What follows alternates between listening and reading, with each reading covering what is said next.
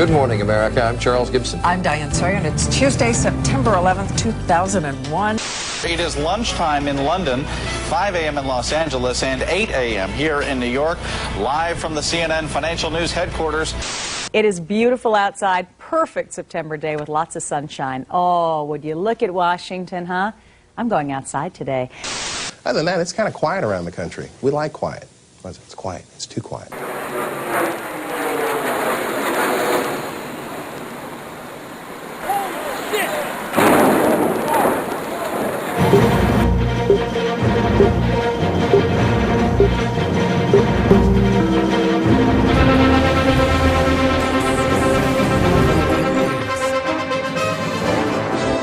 This is CNN Breaking News.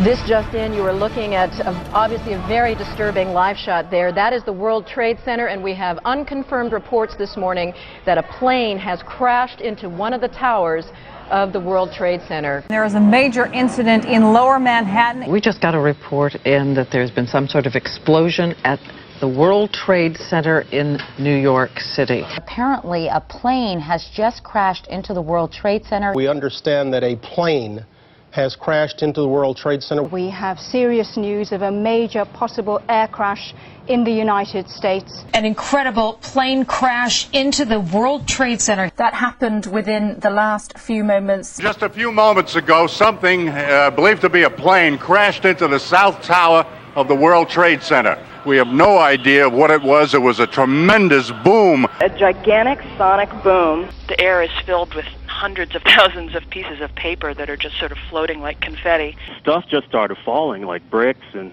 paper and everything. When I looked over, there was this guy that was on fire. He was like screaming, and I just told him to roll, and he said he can't. He caught fire as a result of the falling debris? Yeah. Do you have any idea what hit the World Trade Center? We're getting reports that an airplane hit the building. I hear a plane, then all of a sudden I saw it go right into the World Trade Center. So you saw a plane crash into the side of the World Trade Center? Yes, sir. How big, can you tell us? Give us an idea. It would be hard to imagine that a small plane could create that kind of hole in a building like the World Trade Center. These buildings are almost a city block size building. This is a large plane. Come to the World Trade Center. All pilots who fly in this area know very well where the World Trade Center is located. Whenever people for Newark, Kennedy, or LaGuardia, when those planes are put into rotation as they're waiting for landing, they circle around this area, which is right near the Statue of Liberty. They're understandably so, but of course the major concern is human loss. Oh my God, another plane has just hit. Oh, another one just hit. Oh my God. My God. Just flew directly over my building. Oh, my goodness. Oh, God. There's another one. There was another one. Running away very, very quickly. There are more explosions further down the building. Explosion. The building's exploding right now. You got people running up the street. Everybody's panicking. Clearly the thing is out of control. One of our producers said perhaps a second plane was involved. You saw a plane? Yes, I just saw a plane go into the building. That looks like a second plane. It could be a 727 right there, maybe even bigger. This one into the East Tower. Yes. I wonder if there are air traffic control problems. Another passenger plane hitting the World Trade Center. These pictures are frightening indeed. This is so shocking, of course, to everybody watching. What we've just seen is about the most shocking videotape I've ever seen. What are the odds of two separate planes hitting both towers? And now you have to move from talk about a possible accident to talk about something deliberate. David, we're going to cut you off. President Bush is speaking. Ladies and gentlemen, this is a difficult moment for America. I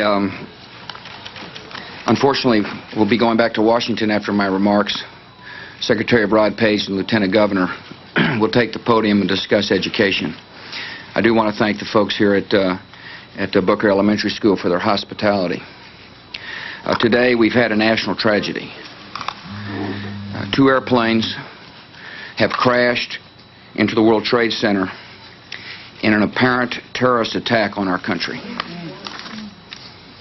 I have spoken to the Vice President, to the Governor of New York, to the Director of the FBI, and have ordered that the full resources of the federal government go to help the victims and their families and to conduct a full-scale investigation to hunt down and to find those folks who committed this act. And back toward the Supreme Court area, we just heard a low, muffled thud. It sounded like a small explosion. Sirens are going off around this city like you cannot believe. Now anything is possible.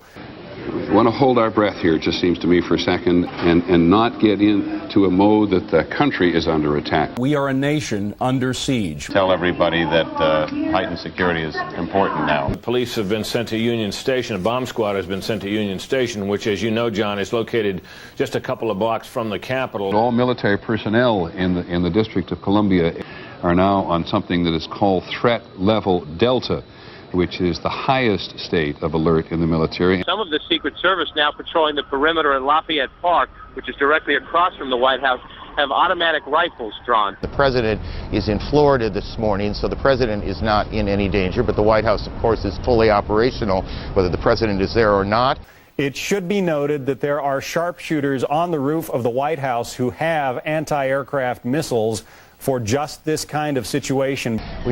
Two Navy carrier battle groups, the USS George Washington and the USS John F. Kennedy, are being dispatched out of Norfolk Naval Base right now. They are getting underway and heading up the eastern seaboard. A billowing smoke rising. Let's go to the trade tower again, because, John, we now have a... What do we have? We don't... It looks like a new plume, a new large plume of smoke. Oh my God! Oh my God! Oh my God! We're not sure exactly what happened, but there was another explosion on the far side of one of the buildings from where we're standing. The reverberation and another explosion on the right-hand side. And I'll tell you that I can't see that second tower, but there was a cascade of sparks and fire, and now it looks almost like a mushroom cloud. What is behind it, I cannot tell you. We heard a big bang, and then we saw smoke coming out, and everybody started running out, and we saw the plane on the other side of the building, and there was smoke everywhere, and people are jumping out the windows. Over there, they're jumping out the windows, I guess because they're trying to save themselves. I don't know. Bodies started dropping from the top floors of the tower closest to the highway. Obviously, they had two choices: to be burned in flames or to leap and end it all. It was quite tragic. The building was so weakened by the fire that the weight of it collapsed the rest of the building. That's what appeared to happen. They were not designed, perhaps, to take a direct strike from something the size of a 737 or perhaps an Airbus, perhaps fully loaded with fuel. Steel will melt. This is the scene in Lower Manhattan where these scenes of chaos and utter confusion are just mind-numbing. Yeah, but it's getting bad. I understand that. We have everything, sir. I know you do, but it doesn't seem like it. You got lots of people up here. Oh, God! And there's, you can see, perhaps the second tower, the front tower, the top portion of which is collapsing. Oh, there it goes, there it goes, there it goes, there it goes. They seem to have the problem at the North Tower. Oh, my God. Good Lord.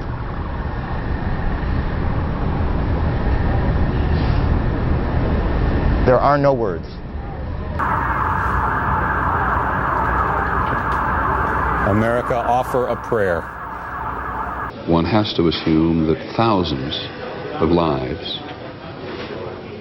have been extinguished.